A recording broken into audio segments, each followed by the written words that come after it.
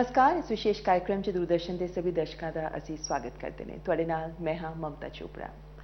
केंद्र सरकार किसानों की भलाई लई कई कार्य कर रही है।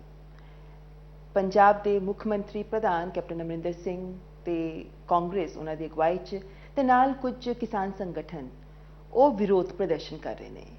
हाल च केंद्र सरकार 3 आर्डीनेंस ले आई ते ਇਹ सभी ਉਹਦਾ विरोध कर रहे हैं। इस मुद्दे ते गल करन लई साडे नाल ने केंद्रीय मंत्री डॉक्टर जितेंद्र सिंह। डॉक्टर सिंह, तुहाडा स्वागत है इस कार्यक्रम च। ये विरोध प्रदर्शन हो रहे हैं, पंजाब सरकार की असीं गल कर रहे हैं, पंजाब राज्य की असीं गल कर रहे हैं। केंद्र सरकार किसानों की भलाई लई काम कर रही है ते लक्ष्य हैगा है 2022 किसानों की आमदनी नूं दोगुना करना। तुसीं किवें वेखदे हो इन विरोध प्रदर्शनां नूं? की कारण हैगा है कि किसानों की भलाई लई कर रहे हैं काम, बट फिर भी किसान उन्होंने लग रहा है कि उन्होंने भलाई ने उन्होंने लिए मुश्किल खड़ी हो रही है। तुसीं किवें वेखदे हो इन विरोध प्रदर्शनां नूं? तुहाडा बहुत बहुत धन्यवाद ममता जी, तुसीं ये टॉपिक छेड़िया है। मैं इनू इस तरह इस गल नूं रखांगा कि विरोध करते नहीं पे ने, विरोध करन वास्ते उन्होंने उकसाया जा रहा है। जिस तरह तुसीं आप कहा कि पिछले 5-6 वरियां दा जे तुसीं रिकॉर्ड देखो तो एक दे बाद एक जिस दिशा च मोदी सरकार ने कदम बढ़ाए ने वो बेसिकली बुनियादी तौर पर किसान की इनकम उसकी आमदन बढ़ाने वास्ते ने।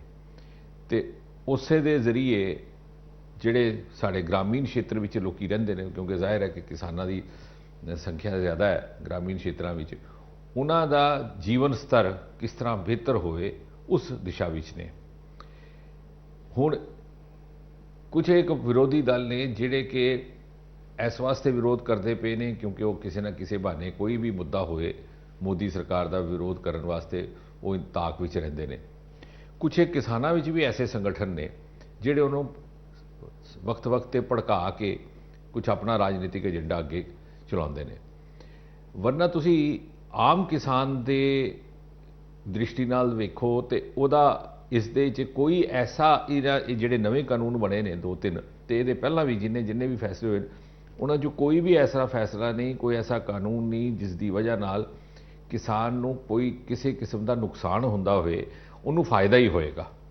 हुण ये जिहड़ा APMC का है कि कंट्रोल हुंदा सी एक सरकार दे वल्लों, जे ये कंट्रोल उठ जाता है तो मैं नहीं समझदा 21वीं सदी विच 2020 ईस्वी विच जिसले कि हर हिंदुस्तानी नूं, हर नागरिक नूं इस किस्म की आज़ादी सुतंत्रता उपलब्ध है कि वो अपनी ऑप्शनस एक्सरसाइज कर सके, तो किसान नूं असीं क्यों इस गल तो वंचित रखीए कि उन्हें इक्को जाके इक्को जगह मंडी विच बेचना है अपना समान।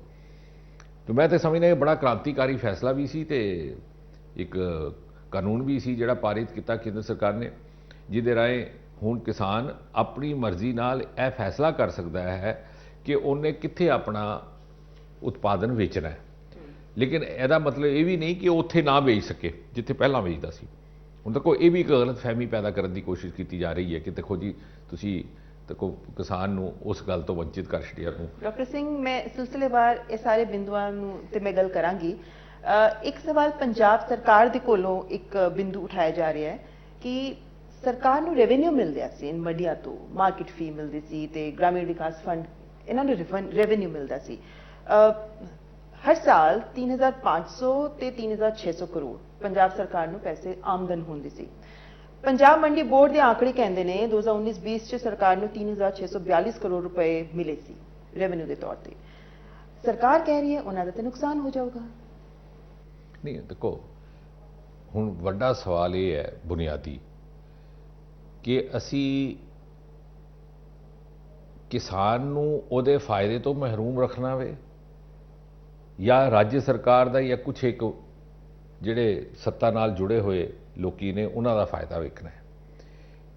किसान नूं इस किस्म की आज़ादी है कि वह खुली मार्केट में अपना समान बेच सके।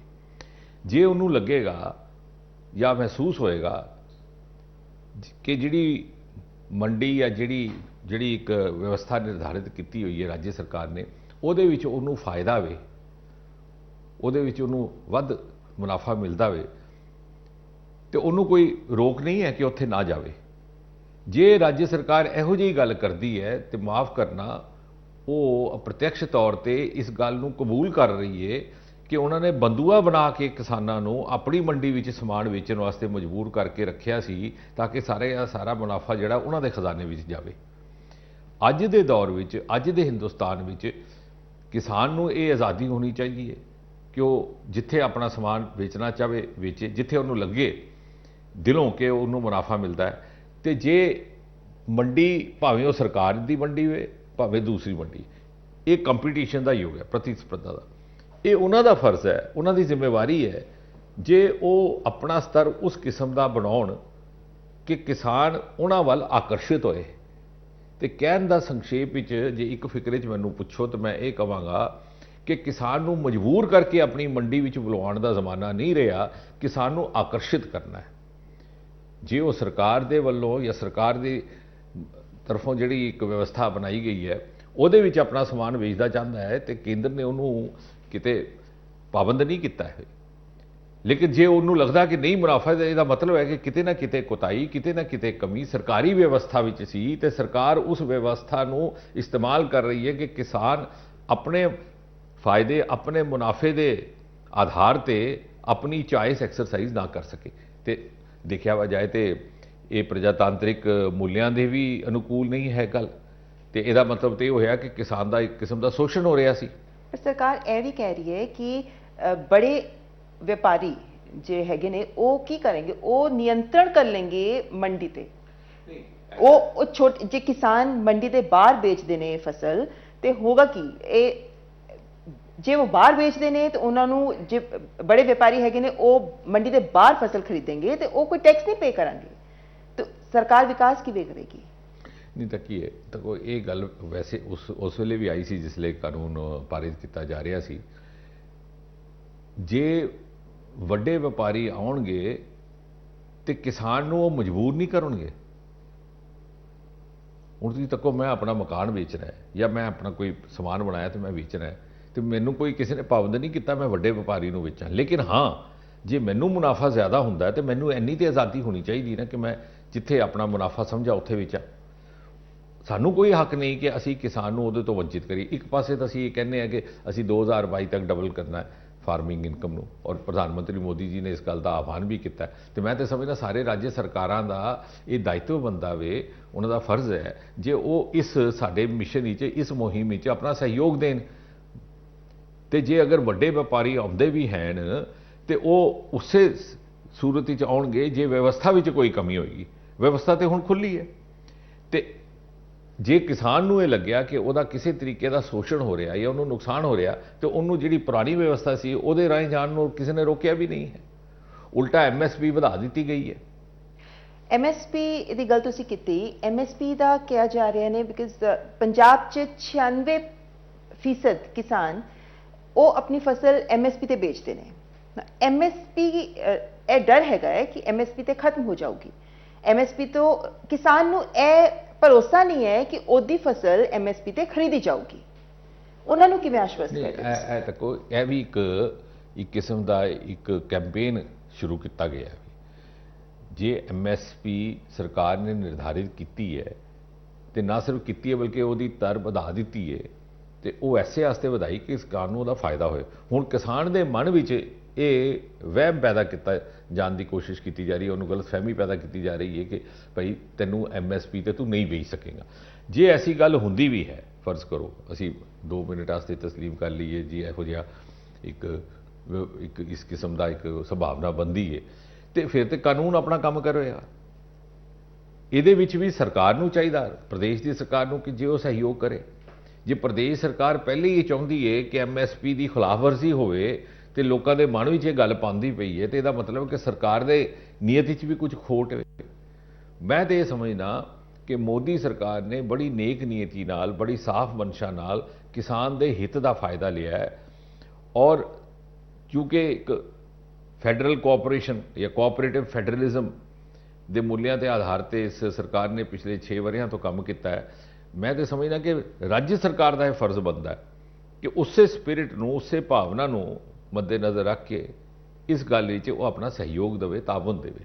ਤੇ ਡਾਕਟਰ ਸਿੰਘ, ਤੁਹਾਨੂੰ ਲੱਗਦਾ ਹੈ ਕਿ ਇਹ ਸਮਝਣਾ ਜ਼ਰੂਰੀ ਹੈਗਾ ਹੈ ਕਿ ਸਰਕਾਰੀ ਖਰੀਦ ਪੂਰੀ ਮੰਡੀਆਂ ਤੋਂ ਹੀ ਹੋਊਗੀ? ਜੀ ਜੀ। ਕਿਸਾਨਾਂ ਨੂੰ ਇਹ ਸਮਝਣਾ ਜ਼ਰੂਰੀ ਹੈ। ਬਿਲਕੁਲ ਬਿਲਕੁਲ ਤੁਸੀਂ ਠੀਕ ਕਹਿੰਦੇ ਹੋ, ਬਲਕਿ ਕਿਸਾਨ ਨੂੰ ਇੱਕ ਕਾਫੀ ਉਹਦੇ ਵਿਕਲਪ ਦਾ ਦਾਇਰਾ ਜਿਹੜਾ ਹੈ ਉਹ ਵੱਧ ਗਿਆ। ਪਹਿਲੇ ਉਹ ਇੱਕੋ ਰਾਹੀਂ ਜਾਂਦਾ ਹੁੰਦਾ ਸੀ ਤੇ ਉਹਨੂੰ ਆਦਤ ਵੀ ਪਾ ਦਿੱਤੀ ਗਈ ਸੀ, ਉਹਦੇ ਮਨ ਵਿੱਚ ਉਹ ਕੰਡੀਸ਼ਨਿੰਗ ਵੀ ਹੋ ਗਈ ਸੀ ਤੇ ਉਹਨੂੰ ਲੱਗਦਾ ਸੀ ਕਿ ਮੈਂ ਬਸ ਜਿਸ ਤਰ੍ਹਾਂ ਸਾਲ ਦਰ ਸਾਲ ਚੱਲਦਾ ਰਿਹਾ ਉਸ ਜਾ ਕੇ ਉੱਥੇ ਮੰਡੀ ਵਿੱਚ ਵੇਚ ਦਿਆਂਗਾ। ਹੁਣ ਉਹਦਾ ਵੀ ਜ਼ਹਿਨ ਖੁੱਲ੍ਹੇਗਾ। ਔਰ ਅਸੀਂ ਇਹ ਵੀ ਯਾਦ ਰੱਖੀਏ ਕਿ ਹੁਣ ਜਿਹੜਾ ਕਿਸਾਨ ਹੈ ਉਹ ਅੱਜ ਤੋਂ 50 ਵਰ੍ਹਿਆਂ ਪਹਿਲਾਂ ਦਾ ਕਿਸਾਨ ਨਹੀਂ ਹੈ। ਮੈਂ ਤੇ ਇੱਕ ਨਵੀਂ ਪਰਿਭਾਸ਼ਾ ਦਿੱਤੀ ਸੀ ਕਿ ਐਗਰੀਕਲਚਰਲ ਟੈਕਨੋਕ੍ਰੈਟ ਇਹਨੂੰ ਕਹਿਣਾ ਚਾਹੀਦਾ ਹੈ, ਜਾਂ ਐਗਰੀਕਲਚਰ ਐਂਟਰਪ੍ਰੈਨਿਓਰ। ਅੱਜ ਕੱਲ੍ਹ ਦਾ ਜਿਹੜਾ ਕਿਸਾਨ ਹੈ, ਨੌਜਵਾਨ ਕਿਸਾਨ ਹੈ, ਸੋਇਲ ਹੈਲਥ ਕਾਰਡ ਯੂਜ਼ ਕਰਦਾ, ਆਪਣੇ ਘਰ ਕੰਪਿਊਟਰ 'ਤੇ ਬਹਿ ਕੇ ਉਹ ਸਾਰਾ ਕੁਝ ਦੇਖ ਲੈਂਦਾ ਕਿ ਮੈਂ ਫਸਲ ਕਿਸ ਲਈ ਰਾਹਣੀ ਹੈ, ਕਿਸ ਲਈ ਉਹਦੀ ਕਟਾਈ ਕਰਨੀ ਹੈ। ਉਹ ਪੜ੍ਹਿਆ ਲਿਖਿਆ ਨੌਜਵਾਨ ਹੈ, ਉਹ ਪਿਛਲੇ ਕਿਸਮ ਦਾ ਪੁਰਾਣੇ ਜ਼ਮਾਨੇ ਵਾਲਾ ਕਿਸਾਨ ਨਹੀਂ। ਅੱਛਾ, ਤੇ ਉਹਨੂੰ ਉੱਥੋਂ ਹੀ ਪਤਾ ਲੱਗ ਜਾਂਦਾ ਹੈ ਕਿ ਕਿਸ ਤਰ੍ਹਾਂ ਉਹਨੇ ਸਾਇੰਟੀਫਿਕਲੀ ਮੋਨੀਟਰਿੰਗ ਕਰਨੀ ਹੈ, ਸੋਇਲ ਟੈਸਟਿੰਗ ਹੋ ਜਾਂਦੀ ਹੈ। ਤੇ ਉਹ ਜੇ ਉਹਦੀ ਜ਼ਹਿਨੀਅਤ ਇੰਨੀ ਜ਼ਿਆਦਾ ਖੁੱਲ੍ਹ ਗਈ ਹੈ ਤੇ ਸਾਡਾ ਇਹ ਫਰਜ਼ ਬਣਦਾ ਹੈ ਕਿ ਅਸੀਂ ਉਸ ਨੂੰ ਫੈਸਿਲੀਟੇਟ ਕਰੀਏ, ਬਜਾਏ ਉਹਦੇ ਤੇ ਅਸੀਂ ਪਾਬੰਦੀ ਹੁਣ ਜੇ ਅਗਰ ਇੱਕ ਯੰਗ ਲੜਕਾ ਹੈ, ਯੰਗ ਨੌਜਵਾਨ ਹੈ ਜਿਹੜਾ, ਔਰ ਮੈਂ ਸਮਝਦਾ ਇਸ ਕਿਸਮ ਦੇ ਜਿਹੜੇ ਫੈਸਲੇ ਨੇ ਉਹਨਾਂ ਨਾਲ ਨੌਜਵਾਨਾਂ ਦਾ ਵੀ ਰੁਝਾਨ ਬਣੇਗਾ ਕਿਸਾਨੀ ਵੱਲ। ਨਹੀਂ ਤੇ ਤੁਸੀਂ ਦੇਖਿਆ ਹੋਣਾ ਪਿਛਲੇ ਕੁਝ ਸਾਲਾਂ ਤੋਂ ਨੌਜਵਾਨ ਸ਼ਹਿਰਾਂ ਵੱਲ ਆ ਜਾਂਦੇ ਸਨ। ਜੇ ਅਸੀਂ ਇਹਦੀ ਕਾਰਜਸ਼ੈਲੀ ਵਿੱਚ ਬਦਲਾਅ ਲਿਆਵਾਂਗੇ ਤੇ ਉਹਨਾਂ ਨੂੰ ਲੱਗੇਗਾ ਕਿ ਸਾਡੇ ਅਨੁਕੂਲ ਇੱਕ ਵਿਵਸਥਾ ਬਣਦੀ ਪਈ ਹੈ। ਜੇ ਪੜ੍ਹਿਆ ਲਿਖਿਆ ਗ੍ਰੈਜੂਏਟ, ਪੋਸਟ ਗ੍ਰੈਜੂਏਟ ਐਗਰੀਕਲਚਰ ਦਾ ਐਕਸਪਰਟ ਨੌਜਵਾਨ ਕੰਪਿਊਟਰ 'ਤੇ ਬਹਿ ਕੇ ਆਪਣਾ ਜਿਹੜੀ ਉਹਨੇ ਅੱਗੇ ਦੀ 1 ਸਾਲ ਦੀ ਪਲੈਨਿੰਗ ਕਰਨੀ ਹੈ, ਯੋਜਨਾ ਬਣਾਉਣੀ ਹੈ, ਉਹ ਬਣਾ ਸਕਦਾ ਹੈ। ਅਗਰ ਉਸਦੇ 'ਚ ਇੰਨੀ ਕਾਬਲੀਅਤ ਹੈ ਤੇ ਉਸ ਕਾਬਲੀਅਤ ਦਾ ਇਸਤੇਮਾਲ ਵੀ ਤਦੇ ਕਰ ਸਕਦਾ ਹੈ ਜੇ ਉਹਨੂੰ ਆਪਣੀ ਕਾਬਲੀਅਤ ਦਾ ਇਸਤੇਮਾਲ ਕਰਨ ਦੀ ਵੀ ਪੂਰੀ ਆਜ਼ਾਦੀ ਦਿੱਤੀ ਜਾਵੇ। ਫਰਜ਼ ਕਰੋ ਉਹ ਘਰ ਬਹਿ ਕੇ ਇੱਕ ਖੋਜ ਕਰਦਾ ਹੈ, ਸਰਚ ਕਰਦਾ ਵੇ, ਜਿਸ ਤਰ੍ਹਾਂ ਕਹਿੰਦੇ ਨੇ ਨੈੱਟ 'ਤੇ ਕਿ ਫਲਾਂ ਜਗ੍ਹਾ ਮੇਰਾ ਸਮਾਨ ਜਿਹੜਾ ਵੇ ਉਹ ਜ਼ਿਆਦਾ ਕੀਮਤ 'ਤੇ ਵਿਕ ਸਕਦਾ ਹੈ। ਜੇ ਅਸੀਂ ਉਹਨੂੰ ਉਸ ਗੱਲ ਨੂੰ ਪਾਬੰਦ ਕਰ ਦੇਵਾਂਗੇ ਤਾਂ ਉਹਦਾ ਮਨ, ਉਹਦਾ ਰੁਝਾਨ ਕਿਸਾਨੀ ਤੋਂ ਐਪਟੀਚਿਊਡ ਹਟ ਜਾਵੇਗਾ। ਤੇ ਅਸੀਂ ਵੀ ਬਦਲਦੇ ਵਕਤ ਦੇ ਨਾਲ ਨਾਲ ਨੌਜਵਾਨ ਕਿਸਾਨ ਨੂੰ ਪ੍ਰੋਤਸਾਹਿਤ ਕਰਨ ਵਾਸਤੇ ਇਹੋ ਜਿਹੇ ਕਦਮ ਲੈਣੇ ਪੈਣੇ ਨੇ। ਤੇ ਸਰਕਾਰ ਇਹ ਵੀ ਕਹਿ ਰਹੀ ਹੈ, ਕਿਸਾਨ ਸੰਗਠਨ ਇਹ ਵੀ ਕਹਿ ਰਹੇ ਨੇ ਕਿ 85% ਕਿਸਾਨ ਪੰਜਾਬ ਦੇ ਛੋਟੇ ਕਿਸਾਨ ਹੈਗੇ ਨੇ, ਉਹਨਾਂ ਨੂੰ ਜ਼ਿਆਦਾ, ਉਹ ਅਨਪੜ੍ਹ ਕਿਸਾਨ ਨੇ, ਉਹਨਾਂ ਨੂੰ ਜ਼ਿਆਦਾ ਜਾਣਕਾਰੀ ਨਹੀਂ ਹੈਗੀ ਨਈ ਤਕਨੀਕ ਦੀ। ਤੇ ਉਹਨਾਂ ਦੇ ਲਈ ਤੁਸੀਂ ਕਹਿਣਾ ਚਾਹੁੰਦੇ ਹੋ ਕਿ ਇਹ ਇੱਕ ਅਵਸਰ ਹੈਗਾ ਹੈ, ਕਿਉਂਕਿ ਇਹ ਛੋਟੇ ਕਿਸਾਨ, ਇਹ ਆਪਣੀ ਮੰਡੀ ਸਕੀਮ ਰਾਜ ਸਰਕਾਰ ਨੇ ਸ਼ੁਰੂ ਕੀਤੀ ਸੀ, ਇਹਨਾਂ ਨੇ ਉਹਦਾ ਫਾਇਦਾ ਨਹੀਂ ਉਠਾਇਆ, ਜ਼ਿਆਦਾ ਫਾਇਦਾ ਨਹੀਂ ਉਠਾਇਆ। ਤੁਹਾਨੂੰ ਕੀ ਲੱਗਦਾ ਇਹਨਾਂ ਦੇ ਲਈ ਇੱਕ ਮੌਕਾ ਹੈਗਾ? ਦੇਖੋ, ਦੋਨੋਂ ਚੀਜ਼ਾਂ ਨੇ। ਜੇ ਕੋਈ ਇਹੋ ਜਿਹਾ ਕਿਸਾਨ ਹੈ ਜਿਹੜਾ ਸਮਝਦਾ ਹੈ ਕਿ ਉਹ ਉਸ ਦੇ ਵਿੱਚ ਇੰਨੀ ਸਲਾਹੀਅਤ ਨਹੀਂ ਹੈ ਜੇ ਉਹ ਆਪਣੇ ਤੌਰ 'ਤੇ ਖੋਜ ਕਰ ਸਕੇ, ਸਰਚ ਕਰ ਸਕੇ, ਤੇ ਇਹ ਰਸਤਾ ਜਿਹੜਾ ਹੈ ਉਹਦੇ ਵਾਸਤੇ ਬੰਦ ਨਹੀਂ ਕੀਤਾ ਗਿਆ, ਜਿਹੜੀ ਪਹਿਲੀ ਵਿਵਸਥਾ। ਇੱਕ ਦੂਜੀ ਗੱਲ ਵੀ ਇਹ ਵੇ ਕਿ ਇਹ ਸਾਰਾ ਕੁਝ ਅਸੀਂ ਇੱਕ ਹੋਲਿਸਟਿਕ ਪਰਸਪੈਕਟਿਵ ਵਿੱਚ ਦੇਖਣ ਦੀ ਜ਼ਰੂਰਤ ਹੋਏ। ਇਸ ਨੂੰ ਵੱਡੇ ਪ੍ਰਪੇਕਸ਼ ਵਿੱਚ ਕਿਸਾਨ ਦੇ ਹੀ ਸਤਰ ਨੂੰ ਵਧਾਉਣ ਵਾਸਤੇ ਜਿਹੜੇ ਨਾਲ ਨਾਲ ਦੂਜੇ ਕਦਮ ਉਠਾਏ ਗਏ ਨੇ ਉਹਨਾਂ ਨੂੰ ਐਜ਼ ਐਂਸਿਲਰੀ ਜਾਂ ਸਪਲੀਮੈਂਟਰੀ ਕਦਮ ਅਸੀਂ ਸਮਝ ਕੇ ਇਸ ਗੱਲ ਦੀ ਸਮੀਖਿਆ ਕਰੀਏ ਤੇ ਸਾਨੂੰ ਸਮਝ ਵਿੱਚ ਆਵੇਗਾ। ਹੁਣ ਜਿਸ ਤਰ੍ਹਾਂ PM ਕਿਸਾਨ ਨਿਧੀ ਸੀ, ਪਹਿਲੇ ਉਹਦਾ ਦਾਇਰਾ ਛੋਟਾ ਸੀ, ਜਿਸ ਲਈ ਸ਼ੁਰੂ ਕੀਤੀ ਗਈ ਹੈ 2-3 ਵਰ੍ਹੇ ਪਹਿਲੇ। ਉਹ ਇੱਕ ਕੈਟੇਗਰੀ ਬਣਾਈ ਸੀ, ਕਿੰਨੀ ਲੈਂਡ ਹੋਲਡਿੰਗ ਵੀ ਕਿੰਨਾ ਹੈ, ਹੁਣ ਉਹਨੂੰ ਵਧਾ ਕੇ ਸਾਰੇ ਕਿਸਾਨਾਂ ਤੱਕ ਪਹੁੰਚਾ ਦਿੱਤਾ ਗਿਆ। ਉਹ ਇਸੇ ਵਾਸਤੇ ਕਿਉਂਕਿ ਮੋਦੀ ਸਰਕਾਰ ਨੂੰ ਇਸ ਗੱਲ ਦੀ ਸੰਵੇਦਨਸ਼ੀਲਤਾ ਨਾਲ ਅਹਿਸਾਸ ਵੇ ਕਿ ਸਾਡੇ ਕੋਲ ਇੱਕ ਐਸਾ ਵਰਗ ਵੀ ਹੈ ਜਿਹੜਾ ਆਰਥਿਕ ਸਹਿਯੋਗ ਜਾਂ ਆਰਥਿਕ ਸੰਰਕਸ਼ਣ ਦੇ ਵਾਸਤੇ ਜਿਹਨੂੰ ਜ਼ਰੂਰਤ ਹੈ, ਤੇ ਉਹਨਾਂ ਦਾ ਰੱਖ ਕੇ ਹੀ ਇਹ ਗੱਲਾਂ ਕੀਤੀਆਂ ਗਈਆਂ। ਇਸੇ ਤਰੀਕੇ ਨਾਲ ਜਿਹੜਾ ਯੂਰੀਆ ਦਾ ਕਦਮ ਲਿਆ ਗਿਆ ਸੀ, ਨੀਮ ਕੋਟਡ ਯੂਰੀਆ, ਤਾਂ ਕੋ ਕਿਸਾਨ ਦਾ ਕਿੰਨਾ ਫਾਇਦਾ ਵੀ ਹੋਇਆ, ਔਰ ਉਹਦਾ ਸ਼ੋਸ਼ਣ ਜਿਹੜਾ ਹੁੰਦਾ ਸੀ ਯੂਰੀਆ ਵੇਚਣ ਦੇ ਨਾਂ 'ਤੇ ਵਪਾਰੀ ਕਰਦੇ ਸਨ, ਉਹਦੇ ਤੋਂ ਵੀ ਉਹਦੀ ਮੁਕਤੀ ਉਹਨੂੰ ਪ੍ਰਾਪਤ ਹੋਈ ਹੈ। ਤੇ ਇਹ ਸਾਰੀਆਂ ਗੱਲਾਂ ਅਸੀਂ ਉਸ ਪ੍ਰਪੇਕਸ਼ ਵਿੱਚ ਦੇਖੀਏ ਤੇ ਦੋ ਚੀਜ਼ਾਂ ਸਾਨੂੰ ਸਮਝ ਆਉਣਗੀਆਂ। ਇੱਕ ਤਾਂ ਸਰਕਾਰ ਦੀ ਨੀਅਤ, ਇਹ ਸਰਕਾਰ ਦੀ ਨੀਅਤ ਦਾ ਹੀ ਇੱਕ ਪ੍ਰਦਰਸ਼ਨ ਹੈ ਜਿਹੜਾ ਇਹ ਸਾਰਾ ਸੀਕੁਐਂਸ ਵਾਈਜ਼ ਅਸੀਂ ਦੇਖੀਏ, ਸਿਲਸਿਲੇ ਵਾਈਜ਼ ਕੀ ਕੀਤਾ ਗਿਆ। ਦੂਜਾ, ਇਸ ਫੈਸਲੇ ਨੂੰ ਅਸੀਂ ਉਹਨਾਂ ਫੈਸਲਿਆਂ ਨਾਲ ਵੀ ਜੋੜੀਏ ਤੇ ਕੁੱਲ ਮਿਲਾ ਕੇ ਇਹ ਕਿਸਾਨ ਦੇ ਜੀਵਨ ਸਤਰ ਨੂੰ, ਉਹਦੀ ਆਰਥਿਕ ਜਿਹੜੀ ਸਥਿਤੀ ਹੈ ਉਹਦੀ ਬਿਹਤਰੀ ਵਾਸਤੇ ਹੀ ਇਹ ਉਸੇ ਦਿਸ਼ਾ ਵਿੱਚ ਸਾਰੇ ਕਦਮ ਲੈ ਗਏ। 1960-70 ਦੇ ਦਸ਼ਕ 'ਚ APMC ਐਕਟ ਆਇਆ ਸੀ ਕਿ ਵੱਡੇ ਕਾਰੋਬਾਰੀਆਂ ਦਾ ਦਬਦਬਾ ਖਤਮ ਹੋਵੇ। ਪ੍ਰਧਾਨ ਸਾਹਿਬ ਕਹਿ ਰਹੇ ਨੇ ਸ਼ਾਂਤਾ ਕੁਮਾਰ ਕਮੇਟੀ ਨੇ ਰਿਪੋਰਟ ਦਿੱਤੀ ਸੀ 2014 'ਚ ਕਿ ਸਮਰਥਨ ਮੁੱਲ ਖਤਮ ਹੋ ਜਾਵੇ ਤੇ FCI ਨੂੰ ਵੀ ਧੀਰੇ ਧੀਰੇ ਖਤਮ ਕਰ ਦਿਓ, ਤੇ ਇਹ ਜੇ ਆਰਡੀਨੈਂਸ ਆਏ ਨੇ ਇਹ ਉਸੇ ਤਰ੍ਹਾਂ ਕੰਮ ਕਰ ਰਹੇ ਨੇ, ਤੁਸੀਂ ਕੀ ਕਹੋਗੇ? ਦੇਖੋ, ਮੈਂ ਇਹਦੀ ਦੋ ਚੀਜ਼ਾਂ ਕਹਾਂਗਾ। ਗੁੰਮਰਾਹੀ ਦਾ ਵੀ ਉਹਦੇ ਵਿੱਚ ਹੋਣਾ ਹੀ ਹੈ ਕਿਉਂਕਿ ਥੋੜੀ ਸਿਆਸਤ ਤੇ ਹੈ ਹੀ ਵਿੱਚ। ਇੱਕ ਸਾਨੂੰ ਦੂਜੀ ਵੀ ਗੱਲ ਰਾਈਜ਼ਿੰਗ ਆਫ ਪੋਲੀਟੀਕਲ ਕੰਸੀਡਰੇਸ਼ਨ, ਇੱਕ ਅਸੀਂ ਗੱਲ ਸਮਝੀਏ ਕਿ ਹਰ ਸਾਲ ਪ੍ਰਪੇਕਸ਼ ਬਦਲਦਾ ਪਿਆ ਵੇ। ਅੱਜ ਤੋਂ 30-40 ਵਰੇ ਪਹਿਲਾਂ ਜਿਸਲੇ ਇਹ ਵਿਵਸਥਾ ਲਿਆਈ ਗਈ ਸੀ ਉਸਲੇ ਸਥਿਤੀ ਬਿਲਕੁਲ ਹੋਰ ਸੀ। ਸਾਡੇ ਕੋਲ ਨੈੱਟ ਦਾ ਮਾਧਿਅਮ ਨਹੀਂ ਸੀ, ਸਾਡੇ ਕੋਲ ਜੈਮ ਪੋਰਟਲ ਨਹੀਂ ਸੀ, ਸਾਡੇ ਕੋਲ ਜਿਸ ਤਰ੍ਹਾਂ ਮੈਂ ਕਿਹਾ ਕਿ ਅੱਜ ਕੱਲ੍ਹ ਤਾਂ ਕਿਸਾਨ ਨਹੀਂ, ਐਗਰੀਕਲਚਰਲ ਐਂਟਰਪ੍ਰੈਨਿਓਰ ਹੈ, ਇਹੋ ਜਿਹੀ ਉਹਦੀ ਸ਼ਮਤਾ ਸੀ, ਇਹੋ ਜਿਹੀ ਛਵੀ ਨਹੀਂ ਸੀ, ਤੇ ਉਹਦੀਆਂ ਉਹੋ ਜਿਹੀਆਂ ਮਜਬੂਰੀਆਂ ਸੀ, ਉਹਦਾ ਐਕਸਪੋਜ਼ਰ ਵੀ ਨਹੀਂ ਸੀ, ਉਹਦਾ ਮੰਡੀ ਤੱਕ ਪਹੁੰਚਣਾ ਵੀ ਉਹਨੂੰ ਦੁਸ਼ਵਾਰ ਸੀ। ਤੇ ਸ਼ਾਇਦ ਕਿਤੇ ਨਾ ਕਿਤੇ ਇੱਕ ਇਮਾਨਦਾਰੀ ਨਾਲ ਵੀ ਇਹ ਸੋਚ ਆਈ ਹੋਏਗੀ ਕਿ ਇਸ ਕਿਸਮ ਦੀ ਉਸ ਨੂੰ ਸਹਿਯੋਗ ਦੇਣ ਦੀ आवश्यकता है या ज़रूरत है। लेकिन हुण वो चीज़ नहीं रही। साढ़े कोल इन्ने ज़्यादा दूसरे हुण माध्यम इस वेले साढ़े कोल उपलब्ध हो गए ने, इन्ने विकल्प हो गए ने कि सानू उन्होंने पाबंद रखण नाल वो जिहड़े विकल्प ने उन्हां दा पूरा इस्तेमाल नहीं हो सकेगा। जिस तरह मैं कहा कि जे एक नौजवान किसान पढ़िया लिखिया दा अपने तौर पर अपनी मेहनत नाल अपनी समझ नाल सर्च करता वे कि मैं फलां जगह अपना माल वेचा तो मैनू ਉਹਦੇ 'ਚ ਫਾਇਦਾ ਵੇ, ਜਿਹੜਾ ਹੋ ਸਕਦਾ 1970 ਜਾਂ 80 ਵਿੱਚ ਉਹ ਨਹੀਂ ਕਰ ਸਕਦਾ ਹੋਏ ਕਿਉਂਕਿ ਉਸ ਕਿਸਮ ਦੀ ਉਹਦੇ ਕੋਲ ਸੁਵਿਧਾ ਉਪਲਬਧ ਹੀ ਨਹੀਂ ਸੀ। ਹੁਣ ਕਰਦਾ ਤੇ ਫਿਰ ਇਹਦਾ ਮਤਲਬ ਕਿ ਅਸੀਂ ਉਹਨੂੰ ਪਾਬੰਦ ਕਰ ਰਹੇ ਹਾਂ, ਤੇ ਇਸ ਵਾਸਤੇ ਸਾਨੂੰ ਇਹ ਉਸ ਪ੍ਰਪੇਕਸ਼ ਵਿੱਚ ਵੀ ਸਮਝਣਾ ਹੋਏਗਾ। ਹੁਣ ਗੱਲ ਇਹ ਹੈ ਕਿ ਗੱਲ ਤੁਹਾਡੀ ਇਹ ਵੀ ਗੱਲ ਠੀਕ ਹੈ ਕਿ ਵਿੱਚ ਕਿਤੇ ਨਾ ਕਿਤੇ ਰਾਜਨੀਤਿਕ ਇੱਕ ਮਨਸ਼ਾ ਵੀ ਆ ਜਾਂਦੀ ਹੈ, ਲੇਕਿਨ ਅਸੀਂ ਵੀ ਲੋਕਾਂ ਨੂੰ ਇਹ ਸਮਝਾਈਏ ਔਰ ਕਿ ਅਸੀਂ ਇਸ ਨੂੰ ਰਾਜਨੀਤਿਕ ਮੁੱਦਾ ਨਾ ਬਣਾਈਏ। ਤੇ ਜੇ ਉਹ ਕੋਈ ਇਹੋ ਜਿਹਾ ਤਰਕ ਰੱਖਦੇ ਨੇ ਤੇ ਅਸੀਂ ਉਹਨਾਂ ਨੂੰ ਇਸ ਗੱਲ ਦਾ ਪਰਤਾ ਇਹੋ ਗੱਲ ਕਹਿ ਕੇ ਦਈਏ ਕਿ ਬਈ ਤੁਸੀਂ ਦੱਸੋ ਕਿਆ ਹੁਣ 2020 1970 ਅਸੀਂ ਕਿਤੇ ਨਾ ਕਿਤੇ ਉਹਦਾ ਮੁਕਾਬਲਾ ਕਰਨਾ ਮੁਨਾਸਿਬ ਹੈ ਜਾਂ ਹੋ ਸਕਦਾ ਹੈ? ਕਿਆ 2020 ਜਾਂ 2020 1970 ਹੋ ਸਕਦਾ ਹੈ? ਡਾਕਟਰ ਸਿੰਘ, ਕੇਰਲ, ਬਿਹਾਰ ਇਹ ਰਾਜ ਨੇ ਜਿਨ੍ਹਾਂ ਨੇ ਮਾਰਕੀਟਾਂ ਨੂੰ ਡੀਰੈਗੂਲੇਟ ਕੀਤਾ ਤੇ ਉਹਨਾਂ ਨੇ ਵੇਖਿਆ, ਬਿਹਾਰ 'ਚ ਇਹ ਵੇਖਿਆ ਗਿਆ ਕਿ ਕਿਸਾਨਾਂ ਨੂੰ ਜ਼ਿਆਦਾ ਫਾਇਦਾ ਨਹੀਂ ਹੋਇਆ, ਮਲਟੀਨੈਸ਼ਨਲ ਕੰਪਨੀਆਂ ਨੂੰ ਜ਼ਿਆਦਾ ਫਾਇਦਾ ਹੋਇਆ। ਤੁਹਾਨੂੰ ਲੱਗਦਾ ਹੈ ਕਿ ਕੁਝ ਰਾਜਾਂ 'ਚ, ਉਦਾਹਰਨ ਦੇ ਨਾਲ ਪੰਜਾਬ ਰਾਜ 'ਚ ਆਰਡੀਨੈਂਸ 'ਚ ਬਦਲਾਵ ਕਰਕੇ ਇਨ ਰਾਜਾਂ ਦੀ ਜ਼ਰੂਰਤਾਂ ਅਲੱਗ ਹੋ ਸਕਦੀਆਂ ਨੇ ਜਿਨ੍ਹਾਂ ਦਾ ਆਨਸਰ ਦਿਆ ਜਾ ਸਕਦਾ ਹੈ? ਨਹੀਂ, ਦੇਖੋ ਐਸੀ ਗੱਲ ਹੈ ਕਿ ਜਿਹੜੀ ਜਿੰਨੀ ਕੁ ਰੈਗੂਲੇਸ਼ਨ ਦੀ ਜ਼ਰੂਰਤ ਹੋਏਗੀ ਉਸ ਨੂੰ ਕਰਨ ਵਿੱਚੋਂ ਕਿਸੇ ਨੇ ਰੋਕਿਆ ਨਹੀਂ ਹੈ, ਤੇ ਇਹ ਸਮੇਂ-ਸਮੇਂ ਤੇ ਉਹਦੀ ਸਮੀਖਿਆ ਵੀ ਹੁੰਦੀ ਹੈ। ਲੇਕਿਨ ਤੁਸੀਂ ਸਿਧਾਂਤਿਕ ਤੌਰ ਤੇ ਹੀ ਕਹਿ ਦਿਓ ਕਿ ਜੀ ਇਹ ਜਿਹੜਾ ਨਿਰਣੇ ਹੋਇਆ ਵੇ ਇਹ ਗਲਤ ਹੈ, ਇਹਨੂੰ ਵਾਪਸ ਲੈ ਲਵੋ, ਇਹਨੂੰ ਖਤਮ ਕਰ ਦਿਓ, ਤੇ ਉਸ ਨਾਲ ਮੈਸੇਜ ਇਹ ਜਾਂਦਾ ਹੈ ਕਿ ਤੁਹਾਡਾ ਆਪਣਾ ਕੋਈ ਇਹਦੇ 'ਚ ਗਰਜ਼ ਹੈ। ਹਜੇ ਤੇ ਸ਼ੁਰੂ ਹੀ ਨਹੀਂ ਹੋਇਆ। ਜੇ ਸ਼ੁਰੂ ਹੋ ਕੇ ਜੇ ਅੱਗੇ ਕੋਈ ਇਹੋ ਜਿਹੀ ਗੱਲ ਆਉਂਦੀ ਹੈ ਤੇ ਉਹਦੇ ਤੇ ਸਮੀਖਿਆ ਕੀਤੀ ਜਾ ਸਕਦੀ ਹੈ।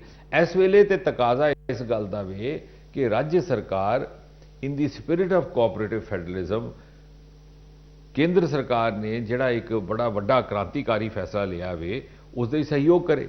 ਜੇ ਪਹਿਲਾਂ ਹੀ ਕਹਿ ਦਿੱਤਾ ਜਾਵੇ, ਹੁਣ ਇਹ ਜੇ ਤੁਸੀਂ ਕਹਿ ਦਿਓ ਕਿ ਨਹੀਂ ਜੀ ਇੱਥੇ ਤੁਸੀਂ ਫਲਾਂ ਕਿਸਮ ਦੇ ਬ੍ਰਾਂਡ ਦੇ ਬੂਟ ਪਾ ਕੇ ਨਹੀਂ ਆ ਸਕਦੇ ਕਿਉਂਕਿ ਇੱਥੇ ਪਾਣੀ ਗਿੱਲਾ ਹੁੰਦਾ ਤੇ ਬੂਟ ਖਰਾਬ ਹੋ ਜਾਂਦੇ ਨੇ, ਤੇ ਇਹਦਾ ਮਤਲਬ ਹੈ ਕਿ ਮੈਂ ਤੁਹਾਡੀ ਚॉइस ਤੇ ਪਹਿਲਾਂ ਹੀ ਪਾਬੰਦੀ ਲਗਾ ਦਿੱਤੀ, ਤੁਸੀਂ ਆ ਕੇ ਦੇਖੋ ਤਾਂ ਸਭੀ।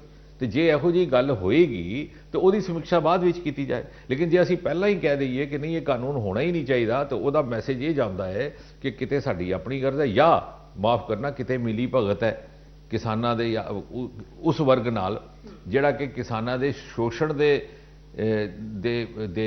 ਆਧਾਰ ਤੇ ਆਪਣੀ ਰਾਜਨੀਤੀ ਕਰਦਾ ਹੈ ਜਾਂ ਆਪਣੇ ਦੂਸਰੇ ਕੋਈ ਵੈਸਟਡ ਇੰਟਰਸਟ ਹਨ ਜਿਨ੍ਹਾਂ ਨੂੰ ਉਹ ਸ਼ੋਸ਼ਣ ਦੇ ਜ਼ਰੀਏ ਉਹਨਾਂ ਨੂੰ ਅੱਗੇ ਵਧਾਉਂਦਾ ਹੈ। तो इस नाल साडा पब्लिक विच भी कोई बहुत अच्छा मैसेज आ रहा है, मैं नहीं समझदा ये गल है। डॉक्टर सिंह, पंजाब खेती ते आधारित राज्य हैगा, कमाई ज़्यादा खेती तो आती है राज्य की, तो जे मंडियां च किसान कम जाऊगा तो आड़तीए काम करते हैं, ट्रक ड्राइवर काम करते हैं, बहुत सारे लोग हैगे ने जिहड़े मंडी तो कमा रहे हैं, उन्हां दे सामने तो रोज़गार का संकट आऊगा। तुहानूं लगदा है कि ਇਹਦੇ ਤੇ ਵੀ ਗੌਰ ਕਰਨਾ ਜ਼ਰੂਰੀ ਹੈਗਾ ਤੇ ਰਾਜ ਸਰਕਾਰ ਨੂੰ ਹੁਣ ਨਈ ਦਿਸ਼ਾ 'ਚ ਸੋਚਣਾ ਪਊਗਾ। ਇੰਝ ਹੈ ਕਿ ਜਿਸਲੇ ਵਿਵਸਥਾ ਵੱਧਦੀ ਹੈ ਉਸ ਵੇਲੇ ਨਵੇਂ ਦਰਵਾਜ਼ੇ ਖੁੱਲ੍ਹ ਜਾਂਦੇ ਨੇ। ਹੁਣ ਮਿਸਾਲ ਦੇ ਤੌਰ ਤੇ ਜਿਸਲੇ ਮਸ਼ੀਨਾਂ ਆਈਆਂ ਹਿੰਦੁਸਤਾਨ ਹੀ, ਤੋਂ ਕਹਿੰਦੇ ਸਨ ਜੀ ਮਸ਼ੀਨ ਆਉਣੀ ਨਹੀਂ ਚਾਹੀਦੀ। ਉਹ ਫਿਲਮਾਂ ਬਣ ਗਈਆਂ ਨया ਦੌਰ ਤੇ ਪਤਾ ਨਹੀਂ ਕਿਹੜੀ ਕਿਹੜੀ, ਉਹ ਕਹਿੰਦੇ ਜੀ ਲਾਰੀ ਨਹੀਂ ਆਉਣੀ ਚਾਹੀਦੀ ਹੈ ਕਿਉਂਕਿ ਉਹ ਫਿਰ ਟਾਂਗਾ ਕਿੱਥੇ ਜਾਵੇਗਾ। ਲੇਕਿਨ ਬਾਅਦ ਵਿੱਚ ਰਸਤੇ ਨਿਕਲੇ, ਟਾਂਗੇ ਦਾ ਆਪਣਾ ਇੱਕ ਇਸਤੇਮਾਲ ਹੋਇਆ, ਗੱਡੀਆਂ ਦਾ ਆਪਣਾ ਇਸਤੇਮਾਲ ਹੋਇਆ। ਹੁਣ ਤੁਹਾਡੇ ਇਹ ਟੈਲੀਵਿਜ਼ਨ ਆ ਗਿਆ, ਟੈਲੀਵਿਜ਼ਨ ਆਏ ਤਾਂ ਕਹਿਣ ਲੱਗੇ ਜੀ ਰੇਡੀਓ ਬੰਦ ਹੋ ਜਾਏਗਾ, ਲੇਕਿਨ ਬੰਦ ਨਹੀਂ ਹੋਇਆ। ਉਹਨੇ ਆਪਣਾ ਤਰੀਕਾ ਕੱਢ ਲਿਆ, ਉਹਨੇ FM ਸ਼ੁਰੂ ਕਰ ਦਿੱਤੇ। ਤੋ ਇਹ ਅਸੀਂ ਵਕਤ ਦੀ ਚਾਲ ਨੂੰ ਰੋਕ ਨਹੀਂ ਸਕਦੇ ਤੇ ਵਿਕਾਸ ਜਿਹੜਾ ਹੋ ਰਿਹਾ ਹੈ ਉਹ ਬਹੁਮੁਖੀ ਸਤਰਾਂ ਤੇ ਹੋ ਰਿਹਾ, ਹਰ ਸਤਰ ਤੇ ਹੋ ਰਿਹਾ। ਅੱਜ ਨਹੀਂ ਤੇ ਕੱਲ ਉਸ ਦਾ ਅਸਰ ਹਰ ਵਰਗ ਤੇ ਪੈਣਾ, ਕਿਸਾਨਾਂ ਤੇ ਵੀ ਪੈਣਾ।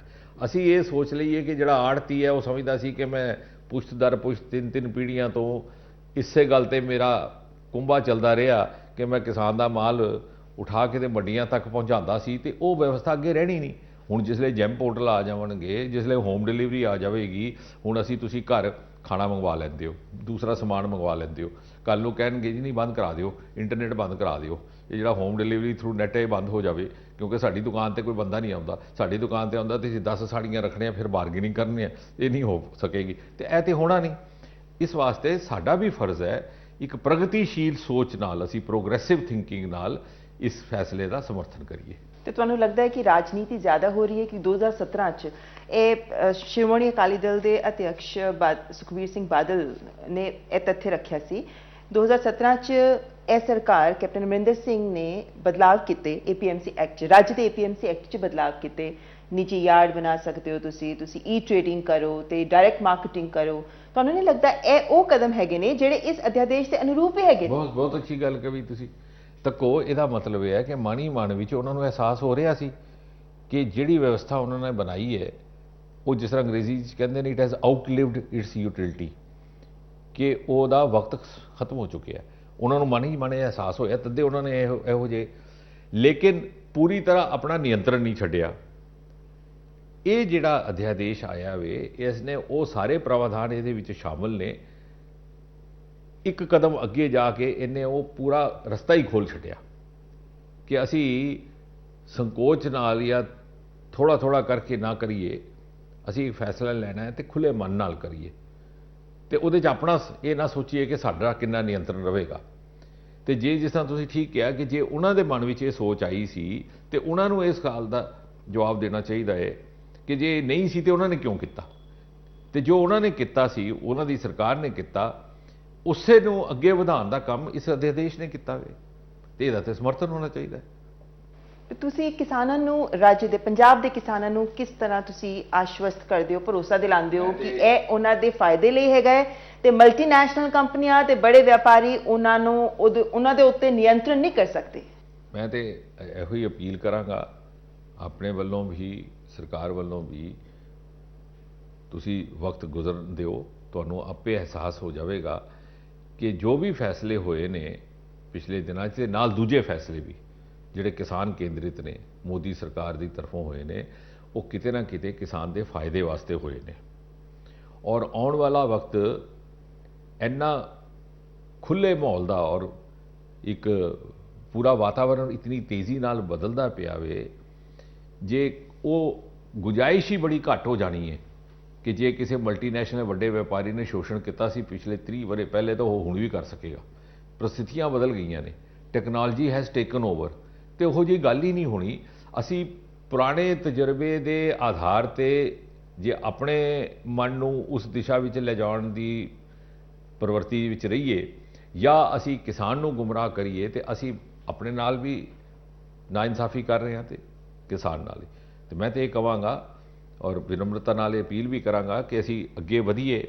4 ਕਦਮ ਚੱਲਣ ਦੇ ਬਾਅਦ ਹੀ ਸਾਨੂੰ ਅਹਿਸਾਸ ਹੋ ਜਾਣਾ ਹੈ, ਕਿਸਾਨ ਨੂੰ ਅਹਿਸਾਸ ਹੋ ਜਾਣਾ ਕਿ ਉਹਦਾ ਫਾਇਦਾ ਸੀ, ਤੇ ਜਿਹੜੇ ਉਹਦਾ ਵਿਰੋਧ ਕਰ ਰਹੇ ਨੇ ਉਹਨਾਂ ਨੂੰ ਆਪੇ ਲੱਗਣਾ ਕਿ ਸਾਡਾ ਵਿਰੋਧ ਬਹੁਤ ਅੱਗੇ ਤੱਕ ਉਹ ਨਿਭਾਉਣ ਵਾਲਾ ਕੰਮ ਵਿਰੋਧ ਨਹੀਂ ਵੇ, ਉਹਨਾਂ ਨੇ ਆਪੇ ਹੀ ਖਾਮੋਸ਼ ਹੋ ਜਾਣਾ।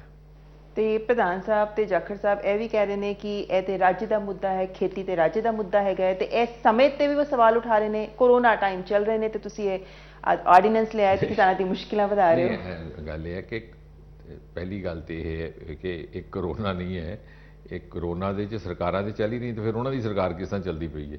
ਉਹਨਾਂ ਨੇ ਸਰਕਾਰ ਦੇ ਦਰਵਾਜ਼ੇ ਬੰਦ ਕਰ ਛੱਡੇ ਨੇ, ਆਪਣੀ ਸੈਕਟਰੀ ਚੰਡੀਗੜ੍ਹ ਬੰਦ ਥੋੜੀ ਕੀਤੀ ਹੋਈ ਹੈ।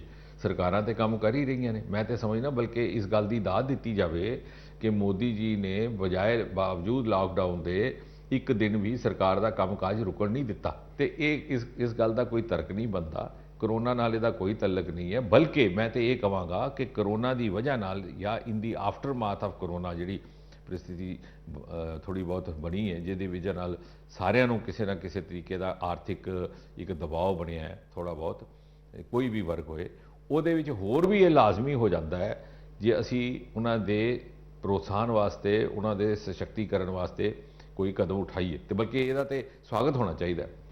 ਤੇ ਦੂਜੀ ਗੱਲ ਇਹ ਹੈ ਕਿ ਇਹ ਐਸਾ ਵੀ ਨਹੀਂ ਹੈ ਕਿ ਜਿਹੜਾ ਪਹਿਲੇ ਹੀ ਤੁਸੀਂ ਕਿਹਾ ਕਿ ਜੀ ਉਹ ਕਿਸਾਨ ਰਾਜਾਂ ਦੇ ਅਧਿਕਾਰਾਂ ਵਿੱਚ ਹੈ, ਐਸੀ ਵੀ ਕੋਈ ਗੱਲ ਨਹੀਂ ਹੈ। ਜੋ ਫੈਸਲਾ ਕੀਤਾ ਗਿਆ ਹੈ ਸੰਵਿਧਾਨ ਦੇ ਪ੍ਰਾਵਧਾਨ ਦੇ ਅੰਤਰਗਤ ਕੀਤਾ ਗਿਆ ਹੈ। ਬਲਕਿ ਕੋਆਪਰੇਟਿਵ ਫੈਡਰਲਿਜ਼ਮ ਦੀ ਤੱਕੋ ਇਸ ਗੱਲ ਨੂੰ ਵੀ ਅਸੀਂ ਪੂਰੇ ਪ੍ਰਪੇਖਸ਼ ਵਿੱਚ ਦੇਖੀਏ, ਸਰਕਾਰਾਂ ਦਾ ਸ਼ੇਅਰ ਪਹਿਲੇ ਘੱਟ ਹੁੰਦਾ ਸੀ। ਇਹ ਮੋਦੀ ਜੀ ਨੇ ਪ੍ਰਧਾਨ ਮੰਤਰੀ ਬਣਨ ਦੇ ਬਾਅਦ ਉਹਨੂੰ 40-45% ਕਰ ਛੱਡਿਆ। ਨਹੀਂ ਤੇ ਕਿਹੜਾ ਕੇਂਦਰ ਸਰਕਾਰ ਵੀ ਜਿਹੜਾ ਕਹੇਗੀ ਕਿ ਸਾਡਾ ਖਜ਼ਾਨੇ ਦਾ ਪੈਸਾ ਰਾਜਾਂ ਨੂੰ ਜਾਵੇ। ਲੇਕਿਨ ਇਹ ਆਪੇ ਮੁੱਖ ਮੰਤਰੀ ਰਹੇ ਹੋਏ ਸਨ, ਇਹਨਾਂ ਨੂੰ ਪੂਰਾ ਅਨੁਭਵ ਸੀ, ਇਹਨਾਂ ਨੂੰ ਲੱਗਿਆ ਕਿ ਨਹੀਂ ਇਹ ਨਿਆਂ ਪੂਰਵਕ ਪ੍ਰਣਾਲੀ ਨਹੀਂ ਹੈ। ਤੇ ਨਹੀਂ ਤੇ ਪ੍ਰਧਾਨ ਮੰਤਰੀ ਦੇ ਰੂਪ ਤੇ ਇਹ ਵੀ ਸੋਚ ਸਕਦੇ ਸਨ ਕਿ ਨਹੀਂ ਇਹ ਹੁਣ ਸਾਨੂੰ ਤਾਂ ਕੇਂਦਰ ਵਿੱਚ ਇਹਦਾ ਫਾਇਦਾ ਹੋਣ ਵਾਲਾ ਹੈ ਤੇ ਅਸੀਂ ਕਿਉਂ ਰਾਜਾਂ ਜਾਣ।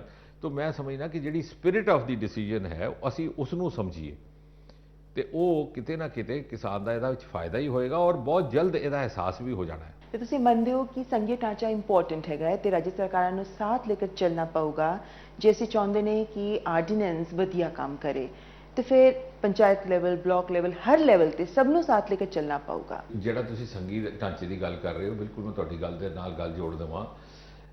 ਇਹਦੇ ਕੋਲੋਂ ਵੱਡਾ ਪ੍ਰਮਾਣ ਕੀ ਹੋ ਸਕਦਾ ਹੈ ਵੀ ਕਿ ਇੱਕ ਵੀ ਫੈਸਲਾ ਕੇਂਦਰ ਸਰਕਾਰ ਨੇ ਪਿਛਲੇ 6 ਵਰ੍ਹਿਆਂ ਵਿੱਚ ਇਹੋ ਜਿਹਾ ਨਹੀਂ ਕੀਤਾ ਜਿੱਥੇ ਕਿ ਰਾਜ ਸਰਕਾਰ ਨੂੰ ਸੰਗਿਆਨ ਵਿੱਚ ਨਹੀਂ ਲਿੱਤਾ ਗਿਆ ਹੋਏ। ਸਾਰਿਆਂ ਕੋਲੋਂ ਵੱਡੀ ਮਿਸਾਲ ਹੈ GST ਦੀ। ਜਿਸਲੇ GST ਪਾਸ ਕੀਤਾ ਗਿਆ ਹੈ ਤੇ ਮੇਰੇ ਖਿਆਲ 25-30 ਬੈਠਕਾਂ ਹੋਈਆਂ ਨੇ, ਮੀਟਿੰਗਾਂ ਉਹਦਾ ਪਹਿਲਾਂ।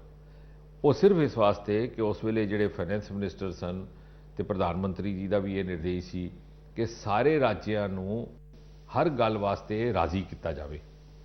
तो मेरा कहने का मतलब है कि this government has walked extra mile. तो मैं नहीं समझता कि जिहड़ियां पिछलियां सरकारां रहियां ने कांग्रेस दियां ते 70 वरियां जिन्नियां सरकारां रहियां ने उन्होंने कदे भी इस संघीय मर्यादा का इन्ना पालन किया होएगा जिन्ना इस सरकार ने किया। वक्त ਦੇ ਨਾਲ ਅਸੀਂ ਵੇਖ ਰਹੇ ਨੇ ਕਿਸਾਨਾਂ ਦੀ ਮੁਸ਼ਕਿਲਾਂ ਵੀ बढ़ ਰਹੀਆਂ ਨੇ। ਬੀਜ ਦੀ ਗੱਲ ਕਰੋ, ਖਾਦ ਦੀ ਗੱਲ ਕਰੋ, ਬਿਜਲੀ ਦੀ ਗੱਲ ਕਰੋ ਤੇ ਕੀਮਤਾਂ ਵਧ ਰਹੀਆਂ ਨੇ। ਕਿਸਾਨਾਂ ਦੀ ਮੁਸ਼ਕਿਲਾਂ ਆਸਾਨ ਕਰਨ ਲਈ ਕੇਂਦਰ ਸਰਕਾਰ ਹੋਰ ਕਿਸ ਦਿਸ਼ਾ 'ਚ ਸੋਚ ਰਹੀ ਹੈ? नहीं, मैं समझना कि समय समय पर केंद्र उस गल का संज्ञान लैके कुछ ना कुछ कदम उठाती रहती है तो फैसले भी करती है। जोड़ा MSP का वधाना रहा, किसान निधि में पैसे पाना, ये सारे इसे गल की एहसास नाल होए ने। ते अगे भी क्योंकि मंशा बड़ी क्लीयर वे तो नीयत बड़ी साफ है। तो समय समय तो हुण तक करोना का किसी को नहीं सी पता कित्थों आया, कदों आया, कौन लियाया इनू, यकदम आ गया। लेकिन वह भी एक किस्म का सामना करने की असी क्षमता का प्रदर्शन किया, मुजाहरा किया, एक बहुत वड्डी गल है। इस तरह नाल असी इन्ना विश्वास रखीए कि मोदी जी के प्रधानमंत्री होंदे हुए तो इस सरकार के होंदे हुए जे कल को कोई संकट भी आ जाएगा तो ऐसा नहीं है कि किसान की मदद वास्ते सरकार नहीं आएगी।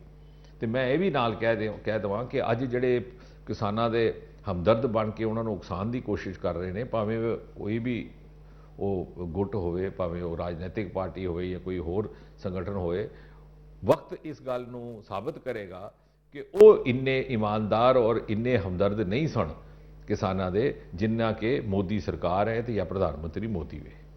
बहुत बहुत शुक्रिया डॉक्टर जितेंद्र सिंह हमारे साथ ही चर्चा करने। इस विशेष कार्यक्रम में फिलहाल इन्ना ही। नमस्कार।